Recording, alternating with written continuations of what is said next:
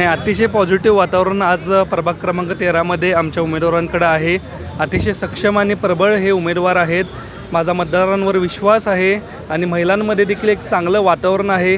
14 तारखेला लाडकी बहीण योजनेच्या माध्यमातून मकर संक्रांतीनिमित्त महायुती सरकारनं एक चांगला निर्णय महिलांसाठी आम्ही घेतलेला आहे आणि निश्चितपणे मला विश्वास आहे की इथले जे मतदार आहेत ते महायुतीला चांगली साथ देतील. आणि निश्चितपणे या गोष्टीचा आम्हाला सर्वांना खूप अभिमान वाटतो. आज महायुती अतिशय चांगल्या पद्धतीनं एकत्रितपणे एकसंघपणे एकमेकांसाठी प्रचार करत आहे आणि जसं विधानसभेला जसं लोकसभेला महायुतीमध्ये एक पोषक वातावरण होतं तसंच महानगरपालिकेला इथं कोल्हापूरमध्ये आपल्याला हे पोषक वातावरण बघायला मिळतं. जे उत्तरमध्ये क्षीरसागर साहेबांनी जे विकास कामं केलेत, दक्षिणमध्ये जे अमल साहेबांनी विकास कामं केलेत, त्याचा निश्चितपणे मतदार आम्हाला या महानगरपालिकेच्या निवडणुकीत मतांरूपी आशीर्वाद देतील याची मला खात्री आहे. आणि त्याचबरोबर आपण बोललात की त्यांनी पायाला भिंगरीसारखं ते लागल्यासारखं काम करत आहेत.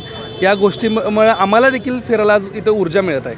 महायुतीची आज सत्ता जर कोल्हापूरमध्ये आली तर अतिशय चांगल्या पद्धतीनं आमचे उमेदवार इथं काम करतील आणि आपण सर्वांनी आम्हाला मतांरूपी आशीर्वाद द्यावा हे मी आपल्याला विनंती करतो.